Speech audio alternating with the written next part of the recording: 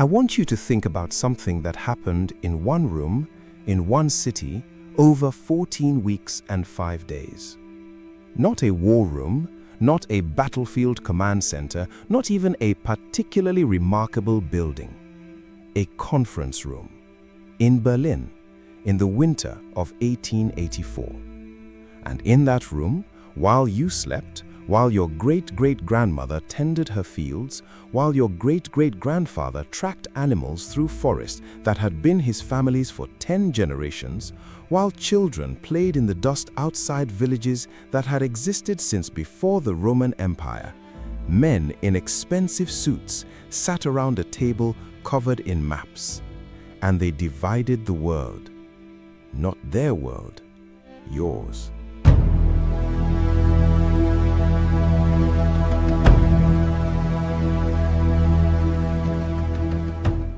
14 European nations, 1 conference, 0 African representatives. And by the time those men in expensive suits folded up their maps and went home to their warm houses, their waiting families, their untroubled sleep, the fate of 500 million people had been decided without a single one of them being asked a single question. Not one.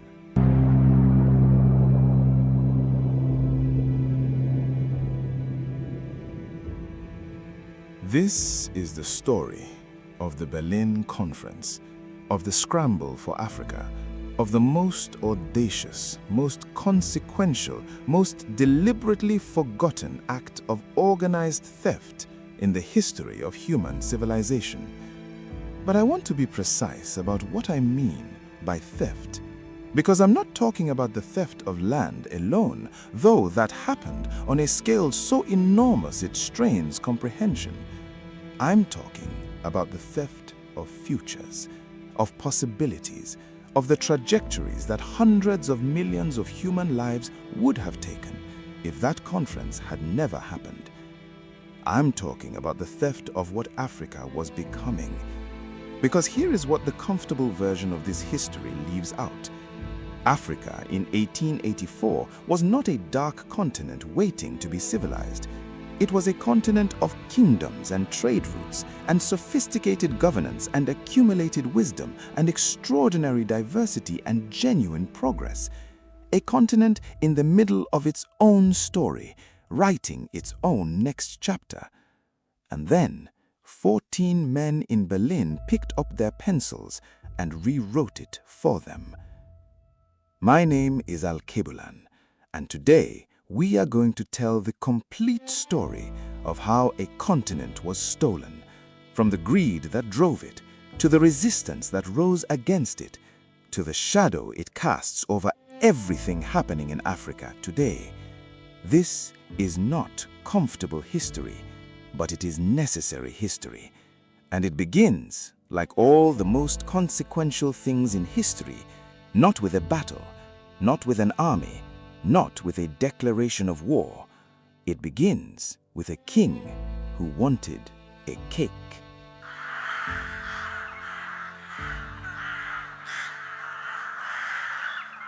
Before I tell you what happened, I need to tell you what was there to be taken.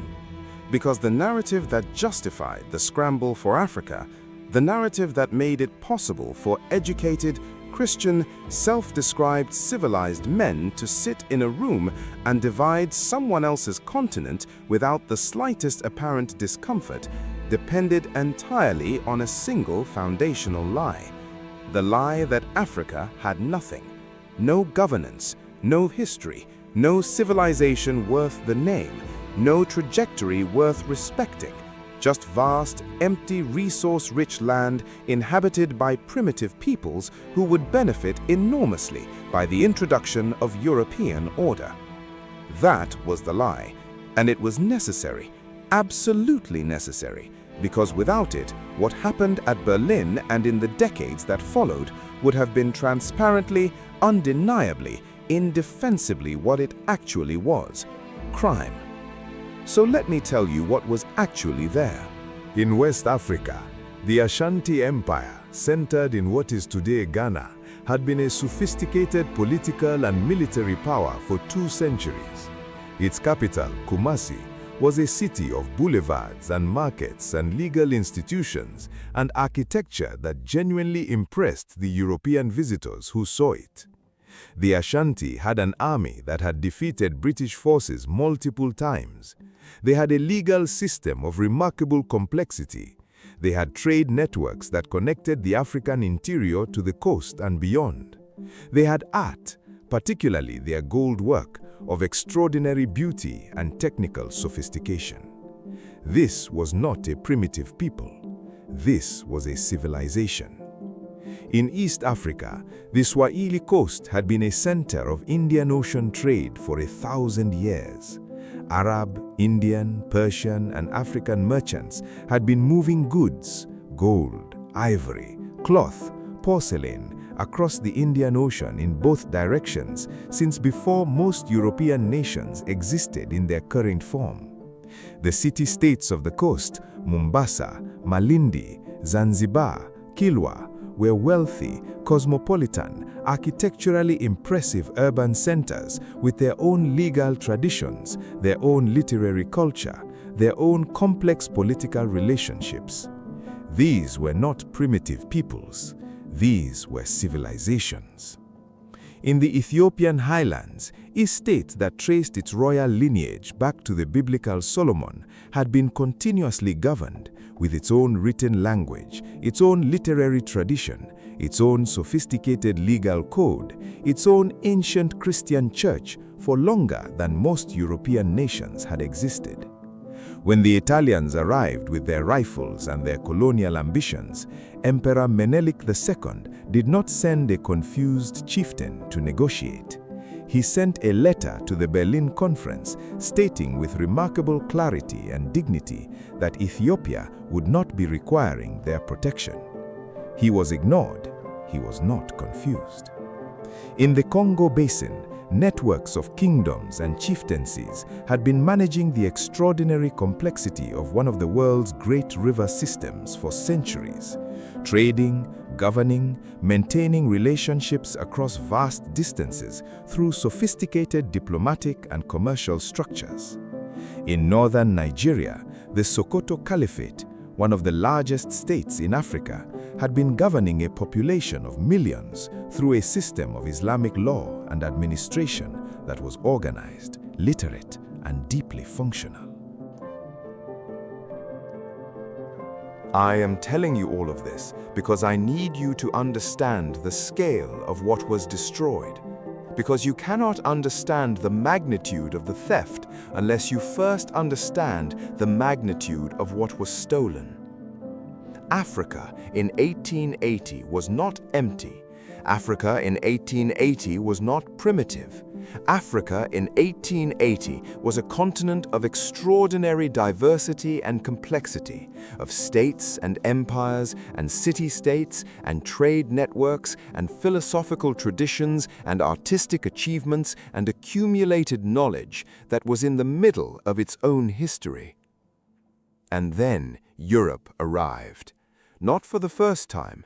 Europeans had been trading on African coasts for 4 centuries, but this time they arrived with a different intention. This time they came not to trade. This time they came to own. To understand why the scramble happened, you have to understand what was happening inside Europe in the second half of the 19th century. Europe was industrializing at a speed and scale that had no precedent in human history. Between 1850 and 1880, Britain, France, Germany, and Belgium had been transformed within a single generation from largely agricultural societies into industrial ones. Factories were multiplying, steam engines were replacing human and animal labor, iron and steel production was increasing exponentially. Railways were connecting cities that had previously been days of travel apart. And all of this transformation was consuming resources at rates that no domestic supply could satisfy. rubber for the seals and gaskets and tubing that industrial machinery required, cotton for the textile factories that were the backbone of the industrial economy, copper for the electrical infrastructure that was just beginning to transform daily life, diamonds and gold for the financial systems that underpinned everything, palm oil for the lubricants that kept the machines running, cocoa and groundnuts for the food processing industries, feeding rapidly growing urban populations. Europe needed resources, enormous, continuous, ever-increasing quantities of resources, and its domestic supplies were nowhere near sufficient. But the resource hunger was only part of the story, because alongside the resource hunger was something else, the rivalry. By 1880, Europe had not had a major continental war for 65 years, since the defeat of Napoleon in 1815. The great powers, Britain, France, Germany, Austria-Hungary, Russia, had been jostling for position within Europe, but without the release valve of outright war. The tensions were enormous, the competition was intense, and increasingly, the arena in which that competition expressed itself was not Europe itself, where the balance of power was too delicate, the risks too high, but the rest of the world. Colonies were not just sources of resources, they were statements of power. They were chips in the great game of European rivalry. To have more colonies than your rival was to be stronger, more prestigious, more dominant in the global order. Germany had just unified in 1871, transforming from a collection of principalities into Europe's most powerful military state practically overnight. And Germany had no significant colonial empire, while Britain and France had been accumulating colonies for centuries. For Bismarck, Germany's Iron Chancellor, the most sophisticated diplomatic mind of his generation, this imbalance was intolerable. And then Henry Morton Stanley came back from the Congo. In 1874, the American-British journalist and explorer Henry Morton Stanley, a man of extraordinary physical toughness and limited moral imagination, had navigated the entire length of the Congo River, mapping the basin of what turned out to be one of the most resource-rich territories on the African continent. His reports were extraordinary. The Congo Basin was vast, roughly the size of Western Europe. It was extraordinarily fertile. It was rich in rubber, ivory, copper, and timber. And it was, by any honest assessment, governed by complex networks of African kingdoms and communities that had been managing it sustainably for centuries. Stanley understood none of that last part. What he understood was the resources. And the person who read his reports with the most intense, most calculating attention was a man who had been looking for exactly this kind of opportunity for years. Leopold II, King of the Belgians. I want to tell you about Leopold II because understanding Leopold is essential to understanding the Berlin Conference. And understanding the Berlin Conference is essential to understanding everything that followed. Leopold II was a king without an empire, and for a man of his particular combination of ego, greed, and strategic intelligence, this was an intolerable condition. Belgium was a small country. It had no significant colonies, and Leopold had long been convinced that the key to real power, the kind of power that Britain and France wielded, was colonial possession. He was not a man who expressed this ambition openly. Leopold II was one of the most sophisticated dissemblers in 19th century politics, a man who could say one thing with complete conviction while doing another entirely, who had learned to present the most nakedly self-interested actions in the language of humanitarian beneficence. When he looked at Stanley's reports of the Congo, he did not say, "I want this territory for its rubber and ivory." He said, "The people of this region need to be protected from the Arab slave traders who are devastating them. They need to be introduced to the benefits of civilization. They need the benevolent guidance of a European power committed to their development." He founded an organization called the International Association for the Exploration and Civilization of Africa.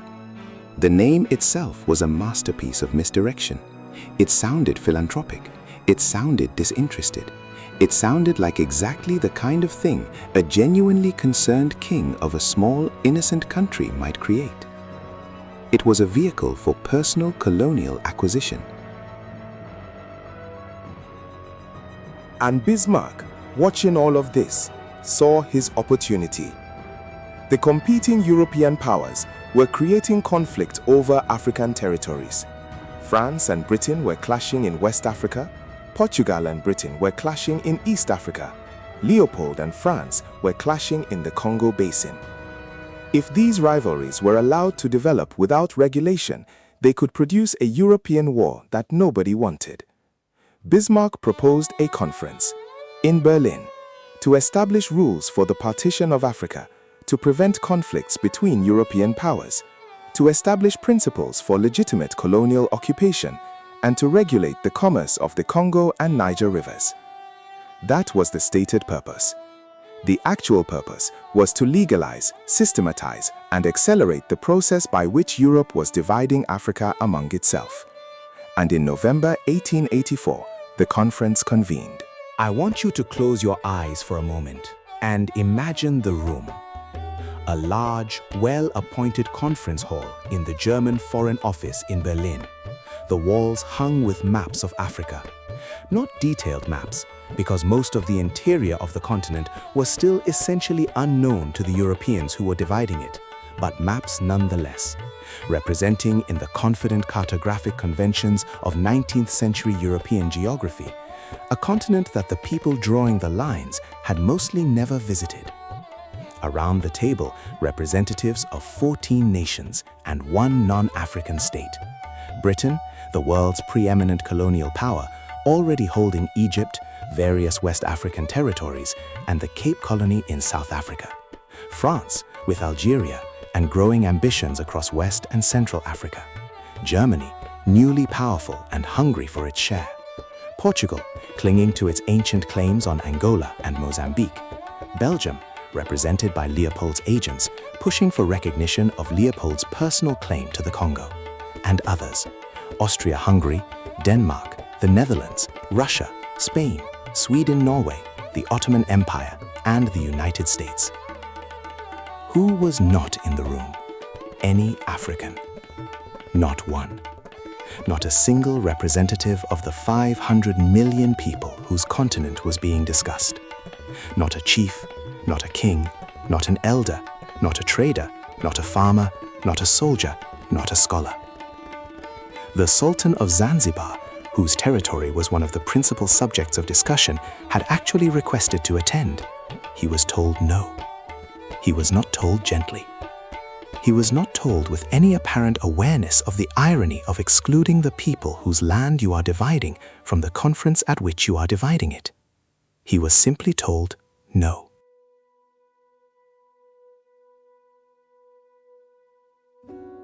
The British Prime Minister of the era, Lord Salisbury, would later describe this period with a casual frankness that is, in its way, more honest than anything said at the conference itself. "We have been engaged in drawing lines upon maps," he said, "where no man's foot has ever trod.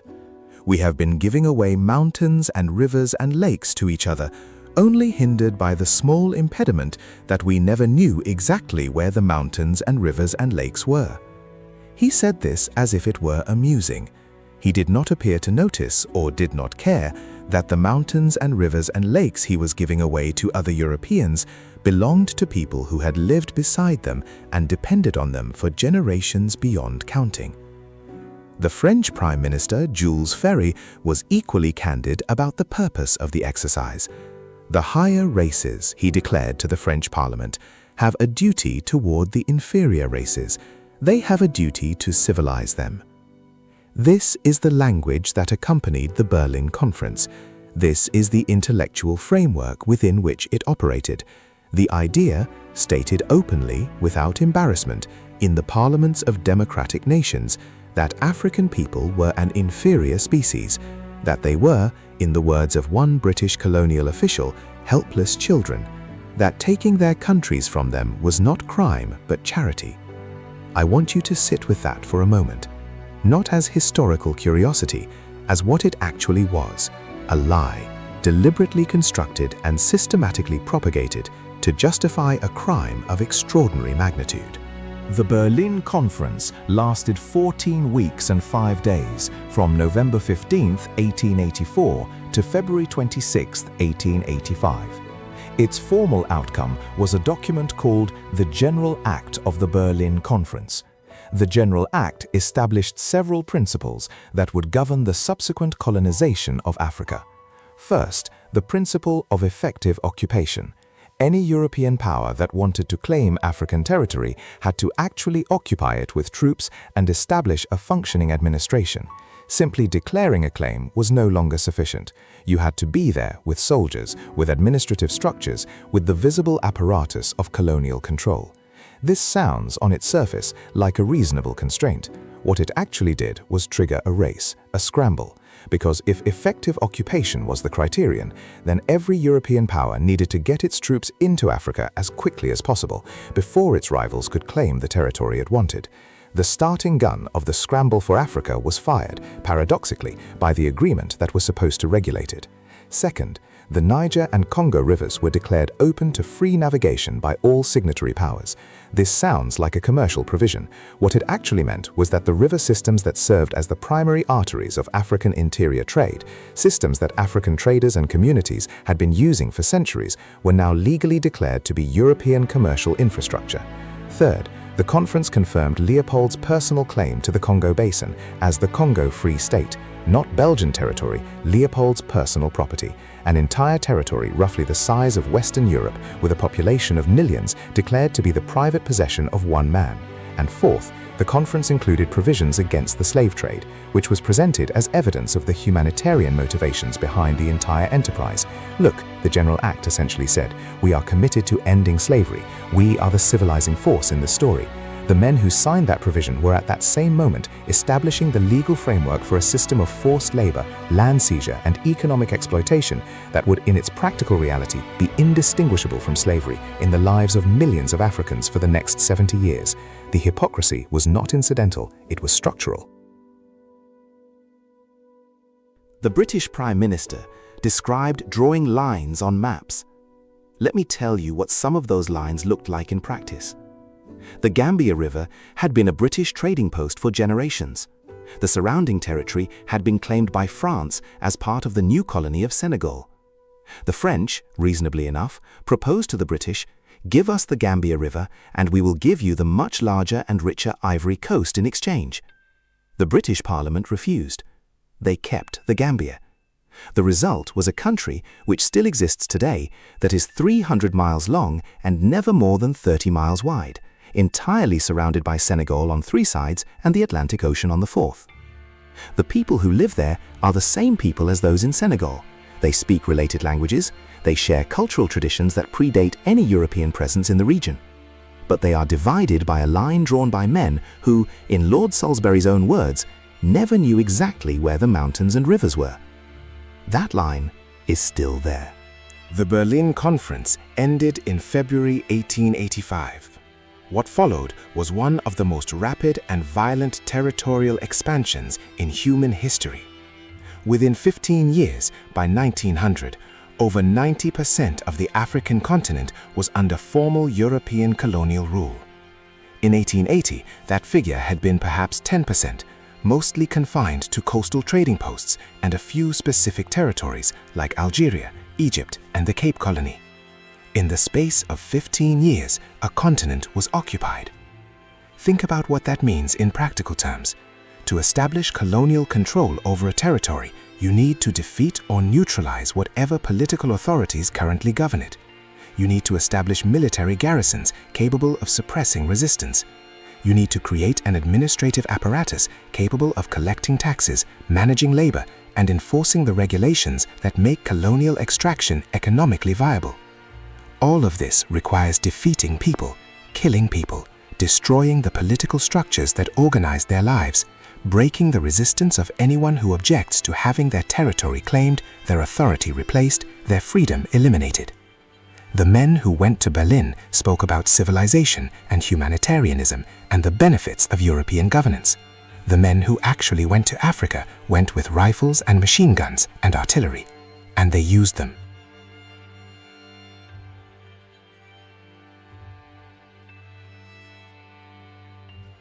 I want to tell you about a weapon called the Maxim gun. Hiram Maxim invented the first fully automatic machine gun in 1884, the same year as the Berlin Conference. By the late 1880s and 1890s, British and French colonial forces were equipped with it. The Maxim gun could fire 600 rounds per minute.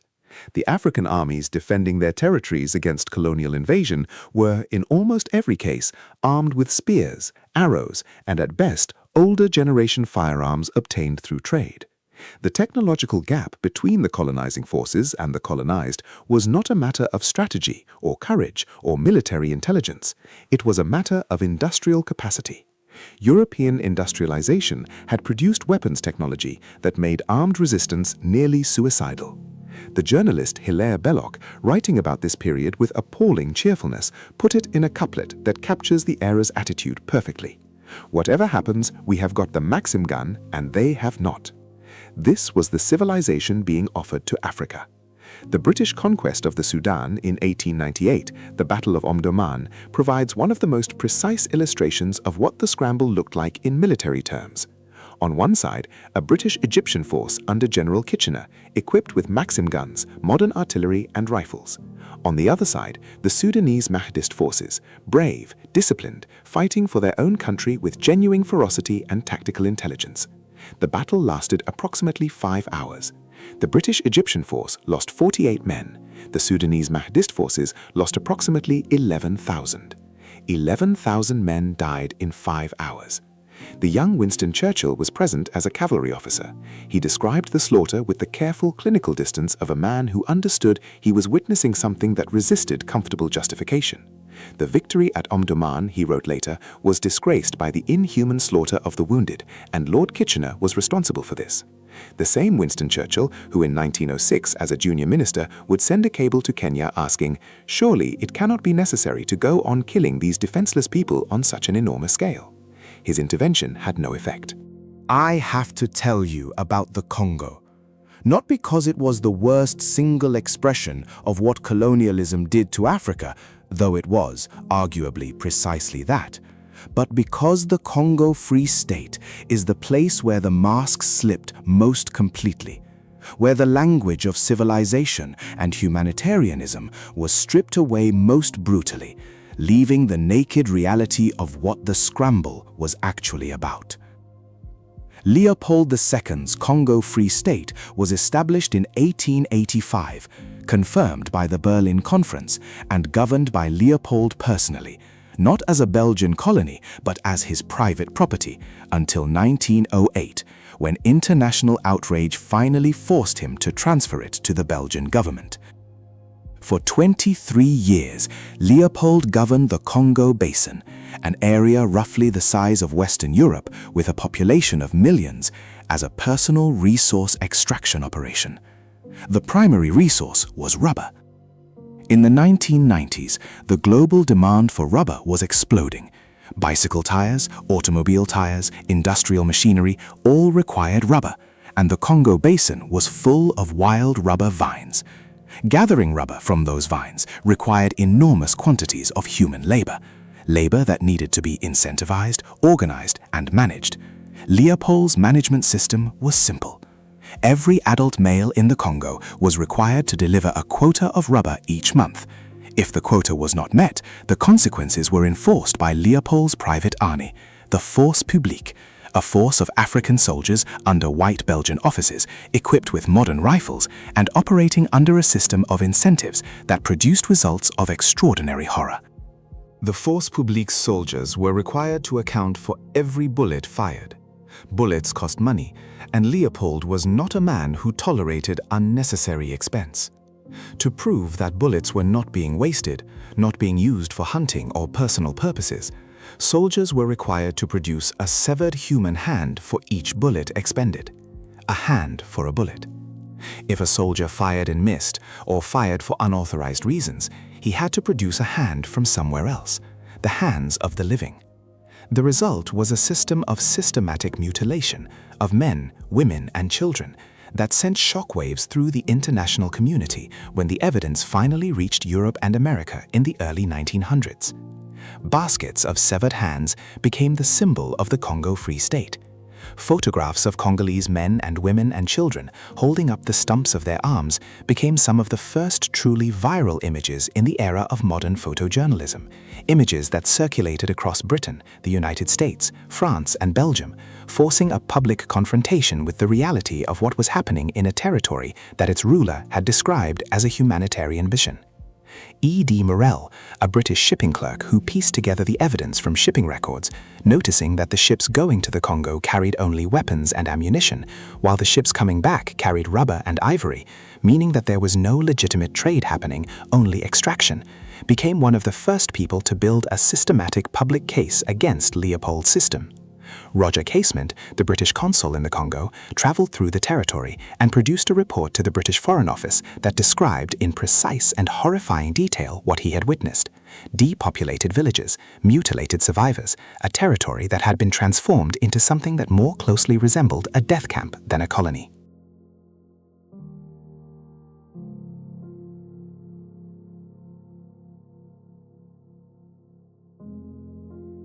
The official British inquiry described what it found as the daily agony of an entire people, unrolled in all its repulsive, terrifying details. The official inquiry was right. The most careful demographic historians who have studied this period estimate that the population of the Congo Basin declined by between 5 and 10 million people between 1885 and 1908.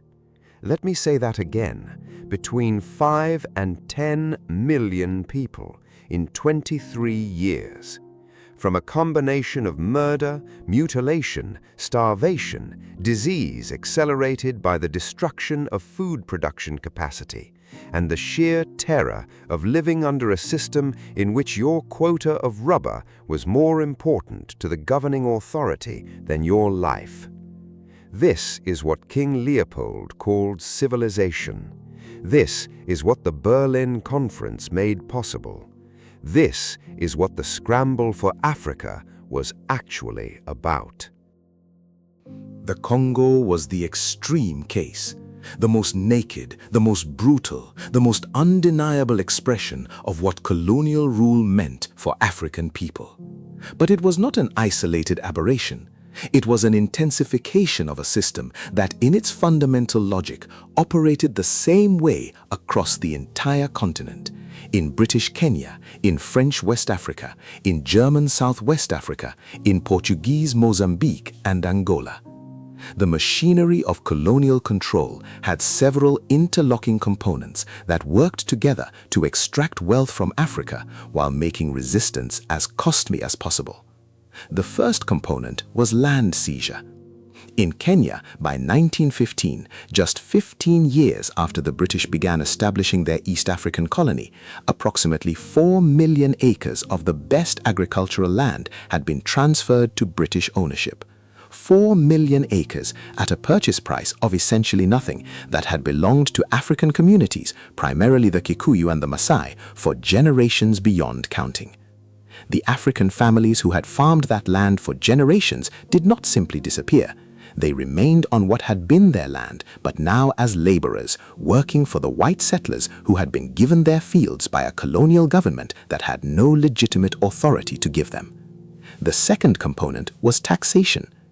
To make African labor available to European enterprises at the lowest possible cost, the colonial governments needed a mechanism for compelling Africans to seek wage employment. The mechanism they chose was elegantly brutal in its simplicity: taxation.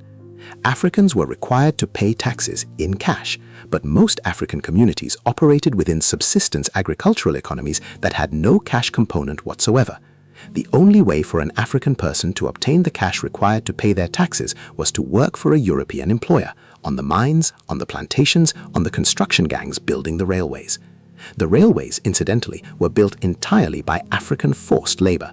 The spectacular railway connecting the Kenyan coast to the interior, completed in 1901, opening millions of acres to European settlement, was built by 32,000 Indian workers brought from the subcontinent and tens of thousands of African workers. Thousands died in the construction. The third component was the cash crop system.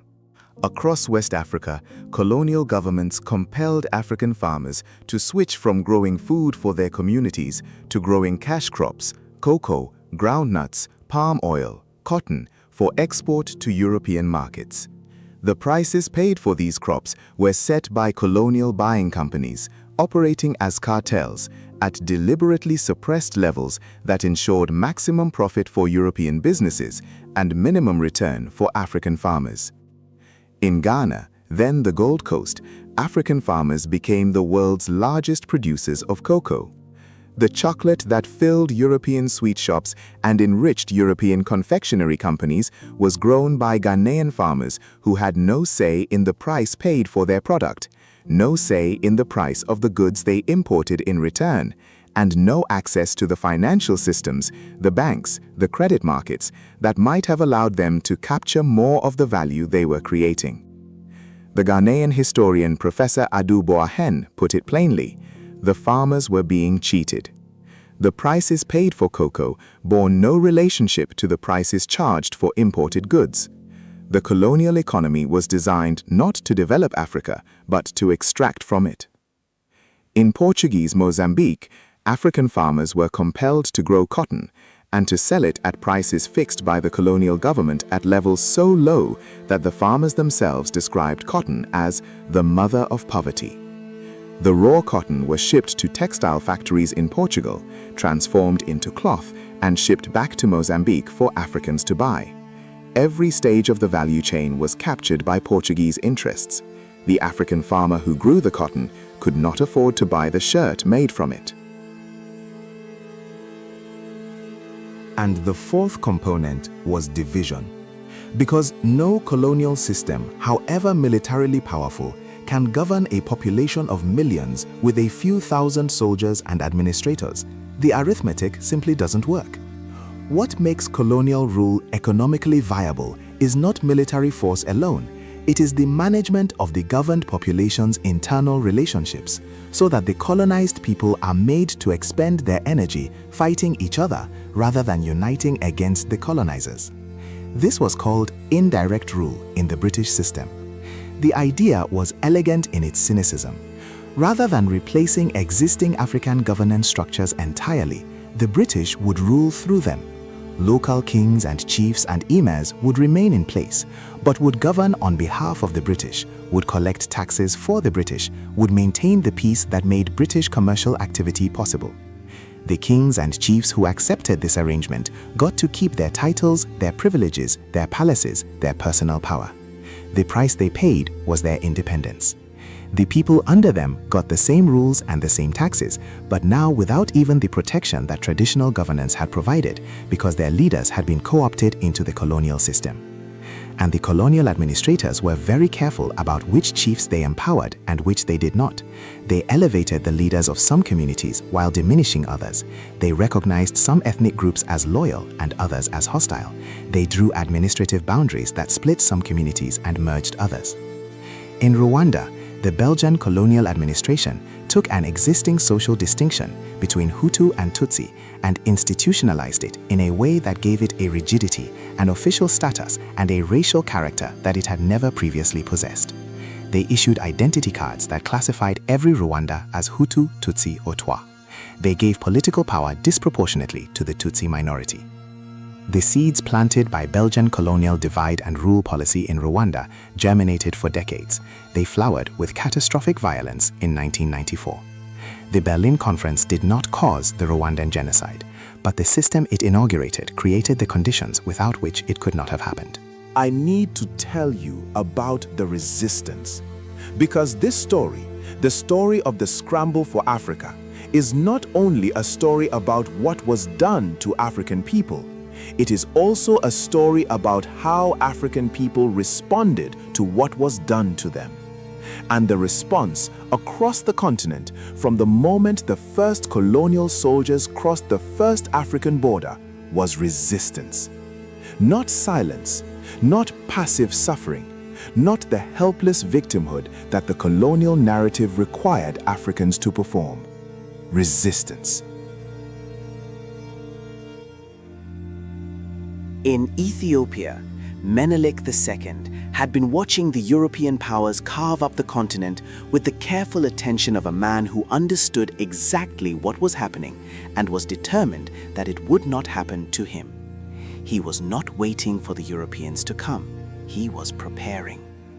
He began systematically acquiring modern weapons, rifles, artillery, through trade and diplomacy.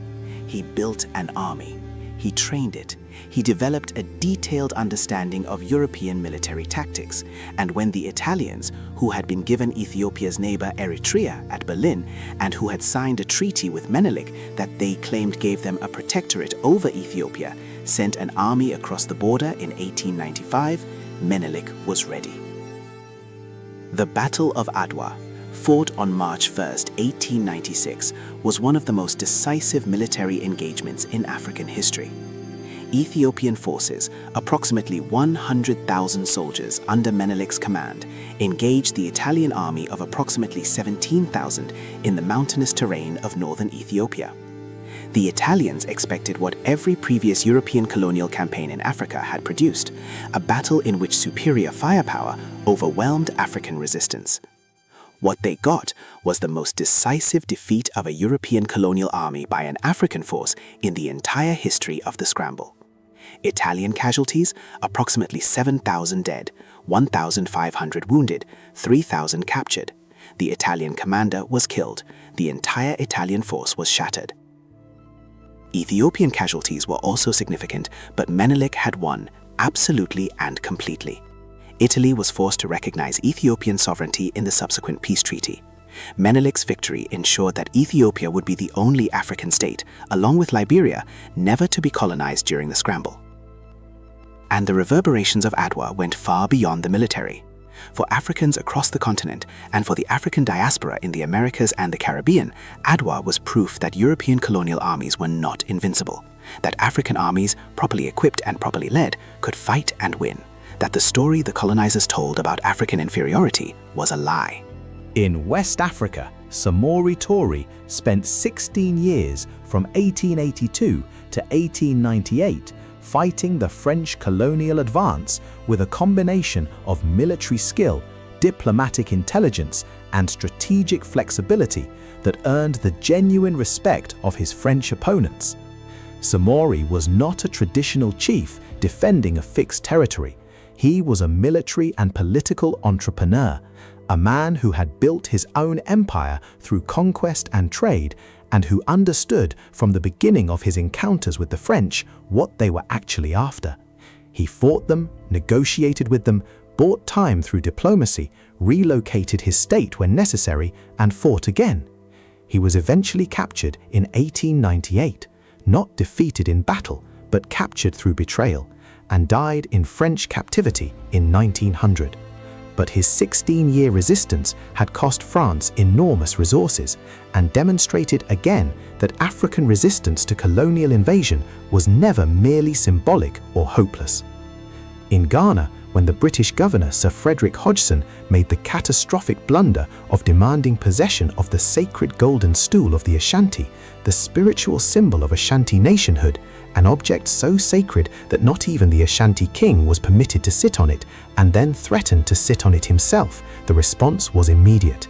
The Ashanti went to war, led by a woman.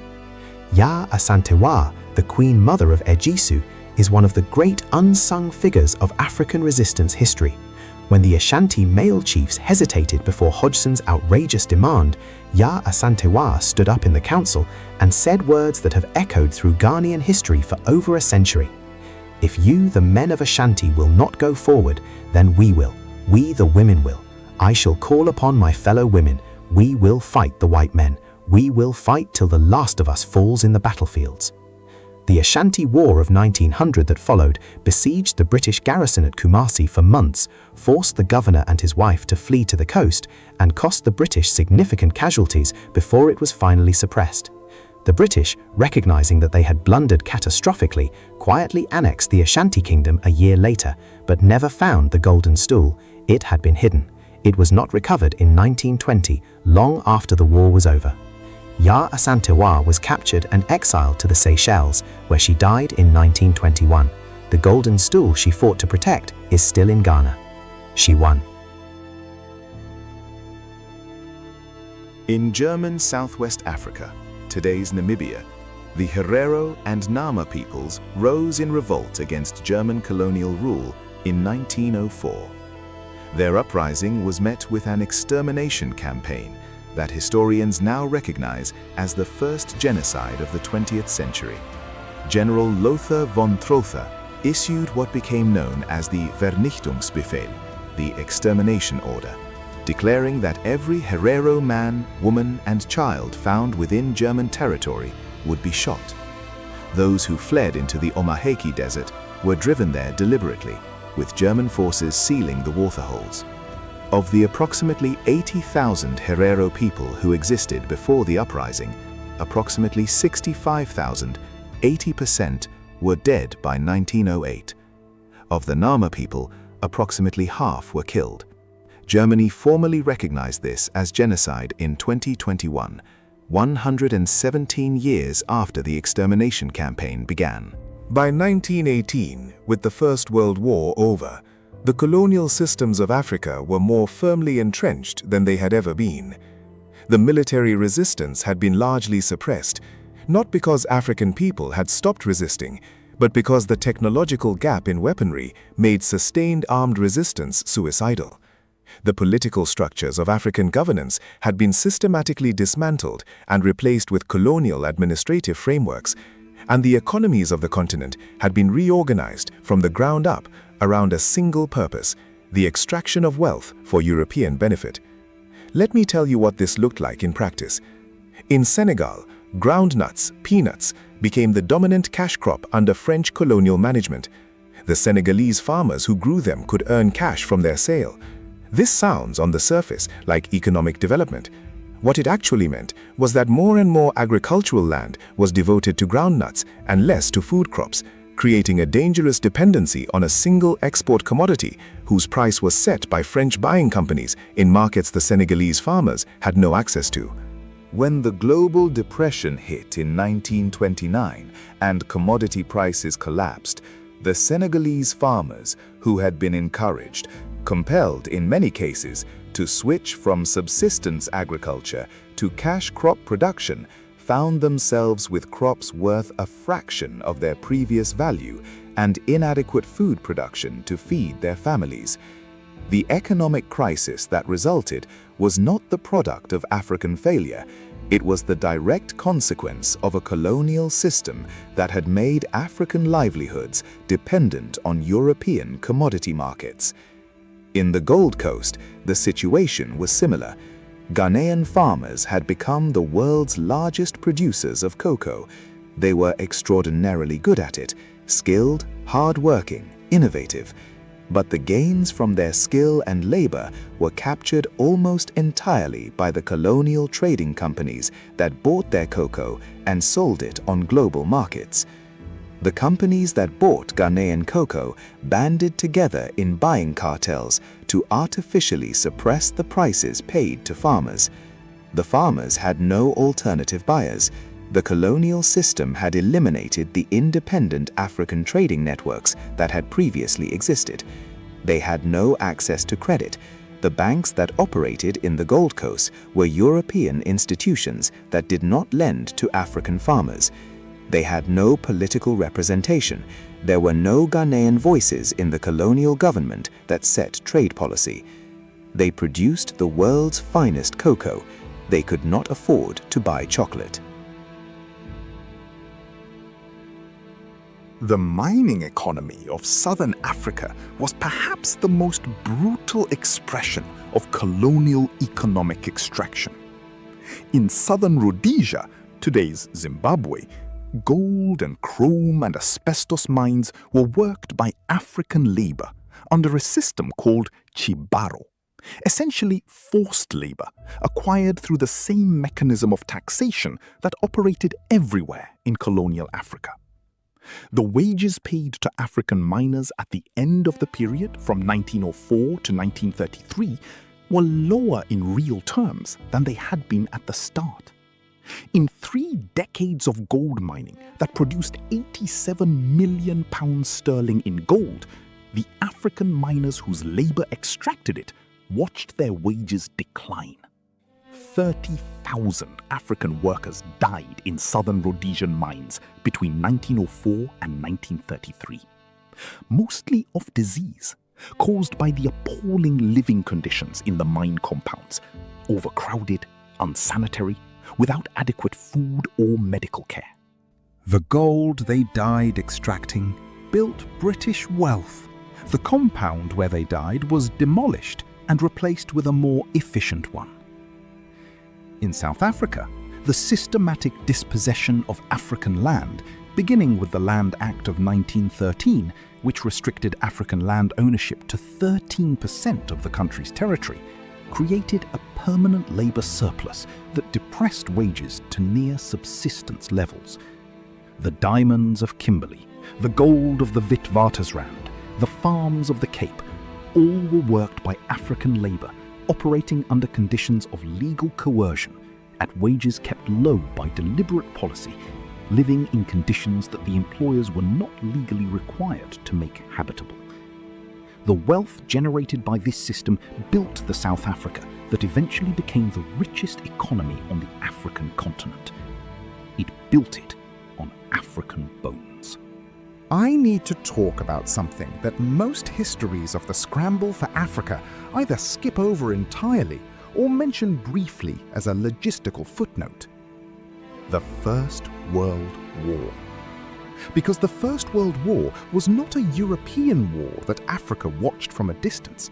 It was a war that consumed Africa, its land, its people, its resources, in ways that are still not adequately recognized. More than 2 million African soldiers and carriers served in the First World War, in East Africa, in West Africa, in North Africa, and on the Western Front in France. They served as combatants, as laborers, as porters. Many of them were conscripted, not volunteers, but men forcibly taken from their communities by colonial governments to serve in a war that had nothing to do with them, for empires that had stolen their countries. France mobilized more than 600,000 African troops, mostly from West Africa.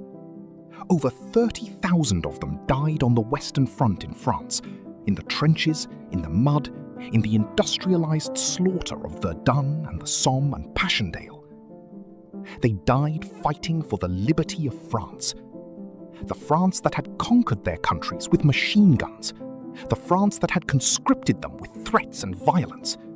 The France that, when the war was over, returned them to their colonial status. Blaise Diagne, the Senegalese man who had become the first black representative elected to the French National Parliament in 1914, who had campaigned for the rights of Senegalese citizens, who had been a genuine voice for African political representation, agreed to serve as France's recruiting sergeant in West Africa during the war. He used his reputation and his relationships with African communities to persuade hundreds of thousands of men to serve. And when the war was over, when the African soldiers who had survived came home to their villages, having seen Europe, having fought alongside European soldiers as equals in the trenches, having demonstrated beyond any rational doubt that the inferior species narrative was a deliberate lie, what they received was a return to the same colonial status they had left. The same colonial taxes, the same forced labor demands, the same systematic exclusion from political participation, the same system of legal and economic discrimination. They came back with an experience that for many of them had permanently shattered the legitimating mythology of European superiority that colonial rule depended on. They had seen the Europeans. They had seen them frightened and broken and dying in the mud. They had seen that the gap between the colonizer and the colonized was not civilizational, it was technological and temporary. The seeds of African nationalism were watered by the blood of the Western Front. The Second World War accelerated the process. More than 1 million African soldiers fought in the Second World War. In North Africa, in East Africa, in Europe, in Asia. They fought for Britain, for France, for the Allied cause. They fought in defense of the principle that the strong should not simply take what they want from the weak, that sovereignty matters, that occupation is wrong. They fought for these principles in a war against Nazi Germany, a regime that had taken the colonial logic of racial hierarchy and European superiority that the Scramble for Africa had normalized and applied it within Europe itself, and was being destroyed for doing so. The African soldiers who fought in that war came home with an awareness of that contradiction that was impossible to ignore. You fought for the principle that occupation is wrong. You are occupying us. By the 1930s, the first generation of Africans who had received formal European-style education in the schools that colonial governments and Christian missions had established, primarily to produce clerks and administrators for colonial bureaucracies, was reaching maturity, and they were angry. Not the diffuse anger of people who know they are oppressed but cannot articulate it in the terms of their oppressors. The precise, documented, intellectually rigorous anger of people who had read the same books as their colonizers, who understood the same political philosophy, who could quote the same principles of liberty and self-determination and human dignity, and who could demonstrate chapter and verse that every single one of those principles was being violated by the colonial system. In Nigeria, Nnamdi Azikiwe, educated in the United States, having absorbed both the Pan-African thinking of W.E.B. Du Bois and Marcus Garvey and the American democratic tradition, returned to Nigeria in 1937 and founded a newspaper, the West African Pilot, that became one of the most influential voices for Nigerian nationalism. Azikiwe understood something that the more genteel early nationalists had not fully grasped. Political movements require mass participation. The struggle for independence had to move out of the drawing rooms of educated elites and into the streets, the markets, the villages, the consciousness of ordinary people. In the Gold Coast, Kwame Nkrumah, another product of American higher education, another man shaped by Pan-African thought, was building what would become the most effective mass nationalist movement in West Africa. Nkrumah understood that the colonial system was not merely a political arrangement that could be negotiated away through polite petitions and legal arguments. It was an economic system, a system of extraction, and it would resist its own dismantling with every tool available to it. In Kenya, the Kikuyu Central Association, formed in the 1920s to resist the theft of Kikuyu land by British settlers, was building a political consciousness that would, in the 1950s, transform into the Mau Mau Uprising, one of the most significant armed anti-colonial insurgencies in Africa. And 1935, the year Italy invaded Ethiopia, was the moment that transformed African nationalism from a movement of educated elites into something that resonated across the continent and across the diaspora. Ethiopia was not just another African country to be colonized. Ethiopia was the symbol, the one major African state that had resisted colonization, the proof that African sovereignty was possible, the rebuke to the entire narrative of African inferiority that justified the colonial project. And now, Mussolini's armies were bombing it with mustard gas. The League of Nations, the international organization established after the First World War specifically to prevent exactly this kind of aggression, did nothing. The colonial powers that sat on the League's council watched Italy invade an African country and issued verbal protests. The message that African people heard in 1935 was unmistakable.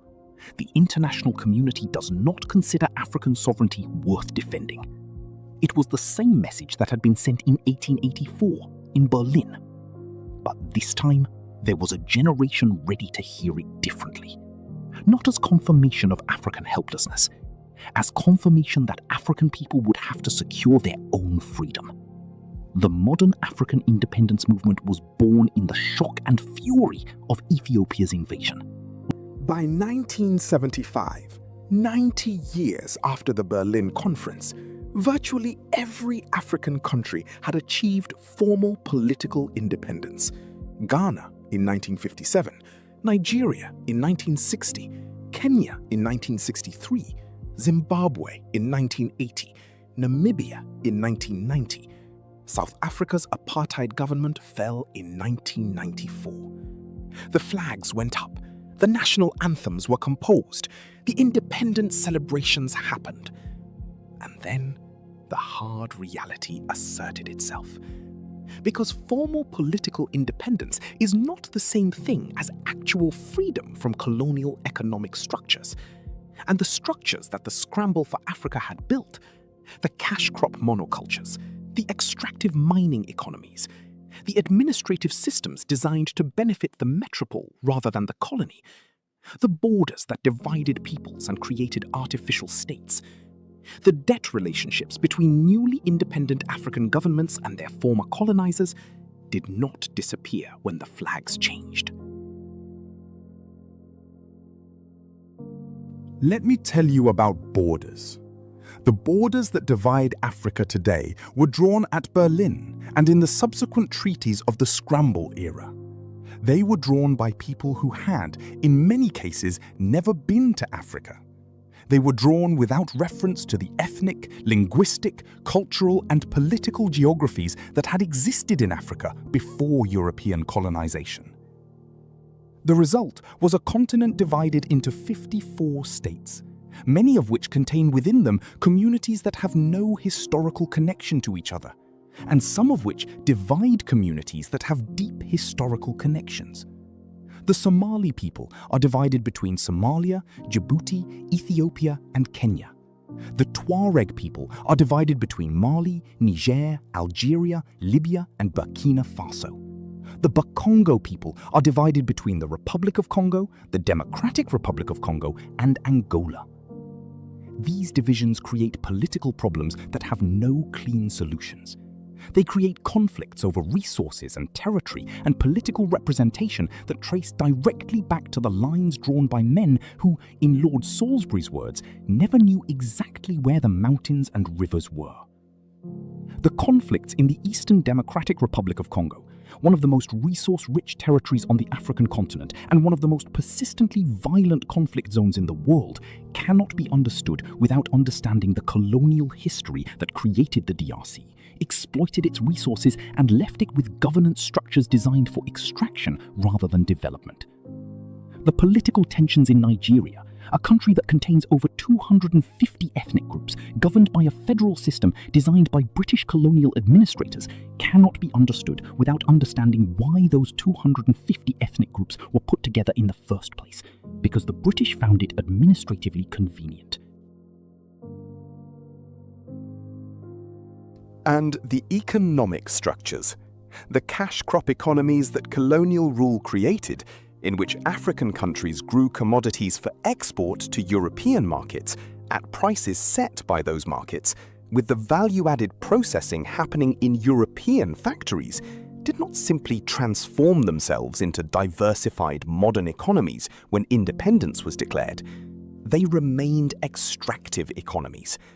Because the infrastructure that existed, the railways, the ports, the commercial networks, the financial systems, had been built for extraction. Because the educational systems that existed had been designed to produce colonial administrators and clerks, not engineers and scientists and entrepreneurs. Because the trade relationships that existed, African countries exporting raw materials and importing manufactured goods, were deeply entrenched. And because the debt. The newly independent African states inherited the debts incurred by their colonial predecessors, incurred often in building the infrastructure of colonial extraction. They needed capital for development, and could only get it from the former colonial powers and from international institutions, the World Bank, the International Monetary Fund, that were dominated by those same powers and that attached conditions to their loans designed to keep African economies open to foreign investment and foreign ownership. This is what economists call neo-colonialism. The formal political relationship has ended. The economic relationship continues in different form, under different labels, producing the same fundamental result: wealth flowing from Africa to the developed world. A 2015 report from the Honest Accounts Project calculated that African countries receive approximately $161 billion per year in investment, loans, and aid, and that approximately $203 billion per year flows out of Africa through profit repatriation, debt repayment, capital flight, and unequal trade terms. Africa is not poor because Africa lacks resources. Africa contains vast quantities of the resources that the modern global economy runs on: cobalt, lithium, coltan, oil, natural gas, diamonds, gold, platinum. Africa is poor where it is poor because a system was built specifically to ensure that the wealth generated by those resources flows elsewhere. That system was built in Berlin in the winter of 1884. I want to bring this back to something immediate, something personal. I want to talk about why this history matters, not as a catalogue of grievances to be rehearsed and nursed, not as a source of excuse or paralysis, but as something more important and more demanding than either of those things. It matters because you cannot solve a problem you don't accurately diagnose. Every time a Western commentator looks at a conflict in Africa, in the DRC, in Mali, in South Sudan, in the Central African Republic, and describes it as evidence of African tribal dysfunction, of African political immaturity, of some inherent incapacity for stable self-governance, they are diagnosing a symptom while ignoring the disease. The disease was the scramble for Africa. The disease was the deliberate construction of states with no internal coherence, economies with no capacity for self-sufficiency, and governance structures designed for extraction rather than development. The disease was the systematic destruction of the African political and economic structures that existed before 1884, and their replacement with structures that served European interests. The symptoms, the conflicts, the debt, the economic dependency, the governance crises are real. They are causing real suffering to real people right now, today, but they cannot be addressed without understanding their origins. And it matters because the scramble is not over. The flags changed, the formal political relationships changed, the economic relationships largely did not. Today, the Democratic Republic of Congo, the territory that Leopold II claimed as his personal property, that he turned into a death camp for 23 years, that Belgium then governed as a colony for another 50 years, contains approximately 70% of the world's reserves of cobalt. Cobalt is essential for the lithium-ion batteries that power electric vehicles, laptops, smartphones, and the entire transition to renewable energy that the developed world is betting its future on. The mines where that cobalt is extracted employ workers, many of them children, in conditions that human rights organizations have documented with the same horror that Roger Casement documented Leopold's Congo. The cobalt goes to processing facilities in China. It goes into batteries manufactured in South Korea. It goes into electric vehicles sold in Europe and America. The workers who extract it earn a few dollars a day. The companies that sell the vehicles it powers are among the most valuable in the world. The scramble for Africa's resources never ended. It just changed its name to global supply chain.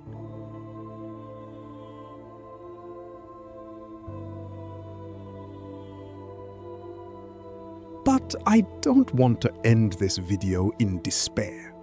Because the story of the Scramble for Africa is not only the story of what was taken, it is also the story of what survived. The survival of African languages, hundreds of them, thousands of them, carrying within their structures and vocabularies the accumulated wisdom of civilizations that colonialism tried to erase. The survival of African spiritual traditions in Africa itself, in the African diaspora, in the candomblé ceremonies of Brazil and the Palo Monte traditions of Cuba and the voodoo traditions of Haiti and the spiritual life of African American communities. Traditions that survived the Middle Passage, that survived slavery, that survived colonialism, that are alive and practiced and growing today. The survival of African political intelligence, in the independence movements that successfully dismantled the formal colonial structure, in the generation of African leaders who navigated the extraordinarily difficult transition from colonial dependency to self-governance, in the African scholars and writers and thinkers who have produced some of the most important political philosophy of the 20th and 21st centuries. The survival of memory, of the knowledge of who you are and where you come from and what was taken and what it was worth. That knowledge is not passive. That knowledge is power.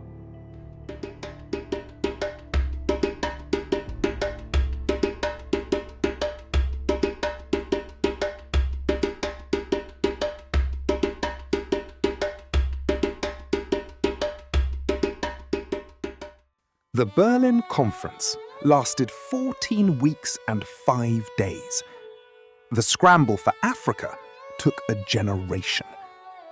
The resistance to the Scramble has lasted from the moment the first colonial soldier crossed the first African border until this moment. This video, this conversation, this act of telling the complete story instead of the convenient one. That resistance is not finished. It is not finished because the economic structures built by the Scramble are not finished. It is not finished because the borders drawn by men who never knew where the mountains were are still dividing people who belong together. It is not finished because the wealth extracted from Africa over 140 years has not been returned, and the debt created by colonial infrastructure has not been forgiven. And the cobalt that powers the electric revolution of the 21st century is still being extracted by children in conditions that would have been recognized immediately and completely by anyone who studied what happened in Leopold's Congo. The Scramble for Africa is history. Its consequences are today. And the story is not over.